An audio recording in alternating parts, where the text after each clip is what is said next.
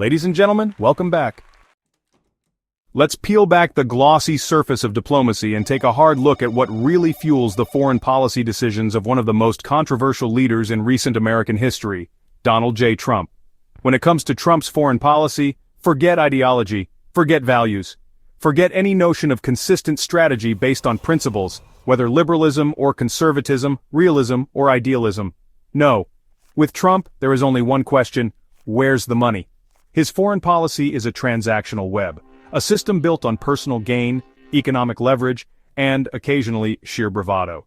Trump doesn't see nations through the lens of alliances or adversaries. He sees wallets, he sees business opportunities, and sometimes he sees assets ripe for the taking. And so, his interactions with world leaders are not guided by treaties or long-term strategies. They are guided by a simple cost-benefit analysis, a ruthless, almost corporate calculation. Who can I milk? Who will let me in on their treasure trove? And who has something shiny that I want? That's the world Trump operates in. And no region reflects the contradictions of Trump's geopolitical dealings more than the volatile powder keg of the Middle East. Let's start with a man Trump seems to admire and publicly support: Benjamin Netanyahu. Now say what you will about Netanyahu, but one thing is clear: he has long positioned himself as the standard bearer of Israeli security and national pride. And during Trump's term, Netanyahu found in the U.S. president not just an ally, but a dream come true. Never in the past 50 years had Israel seen a U.S. president who was so unequivocally pro-Israel. Trump moved the U.S. embassy to Jerusalem, a move that shattered decades of careful U.S. diplomacy.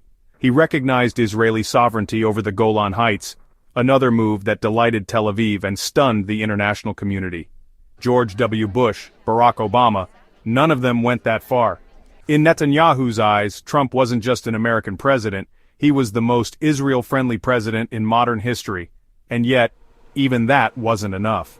Because just when Israel believed it had the U.S. fully in its corner, just when Netanyahu expected Trump to greenlight a bold military strike against Iran, things took a sharp turn.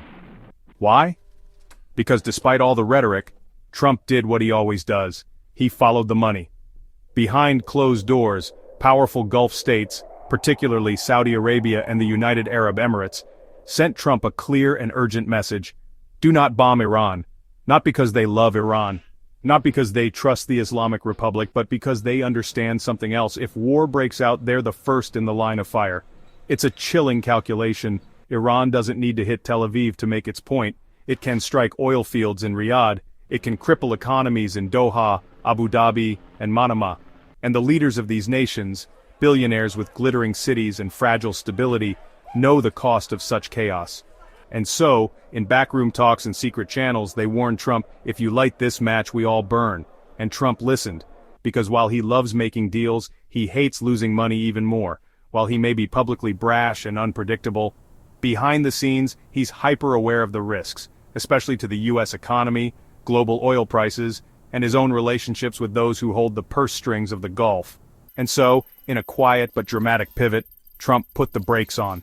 This wasn't some principled stand. This was Trump being Trump, calculating that starting a war with Iran at that particular time was simply bad business. Still, this move left Israel stunned and furious. For a nation that believed it finally had an American president who would back its boldest military ambitions, the sudden reversal felt like betrayal. In fact, the drama reached a peak when the New York Times, one of America's most respected newspapers, and a media outlet often criticized for being influenced by pro-Israel lobbying groups, broke a major story. The piece revealed that Netanyahu had already instructed the Israeli military to prepare for a massive bombardment of Iran, with U.S. cooperation. The plan wasn't just a few airstrikes, it was a full-scale assault, designed to cripple Iran's nuclear infrastructure. The most elite Israeli special forces units were set to land on Iranian soil.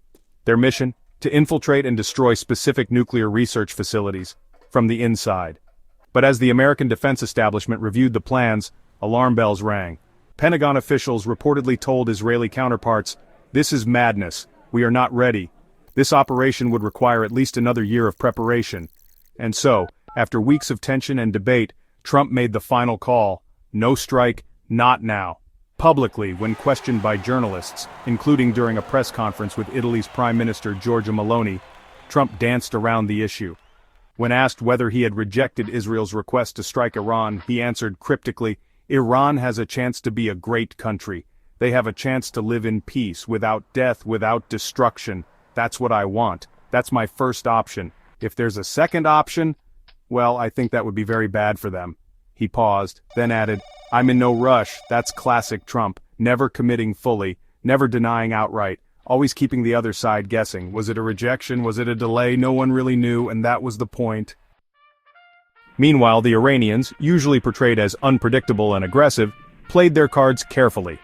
Tehran knew the stakes. It knew that even the slightest provocation could trigger catastrophe. And so, they moved strategically. Iran's deputy foreign minister, Abbas Araghchi, announced a series of diplomatic meetings with Russia and China, traditional allies in times of geopolitical tension. Just before a critical summit in Rome, Araghchi traveled to Moscow with a letter addressed directly to Russian President Vladimir Putin. In it, Iran outlined its concerns and reaffirmed its commitment to peaceful nuclear negotiations. He told Iranian television, "We've always consulted with our Russian and Chinese friends. Now is the time to reinforce those ties." And it wasn't just Moscow. Saudi Arabia, once Iran's bitter rival, began making surprising overtures toward détente. In a remarkable shift, the Saudi defense minister personally delivered a message from Crown Prince Mohammed bin Salman to Iran's supreme leader Ayatollah Ali Khamenei. The content? A plea for peace, a declaration that Saudi Arabia would not support a war in the region, not this time. And so, in a whirlwind of diplomacy and backdoor talks, the drums of war fell silent, at least temporarily. But let's not be naive. At the heart of all this maneuvering, beneath the headlines and the handshakes, lies a central truth: money talks. Trump's real allegiance has never been to any nation, any ideology, or any set of beliefs. His compass is profit. His gospel is leverage.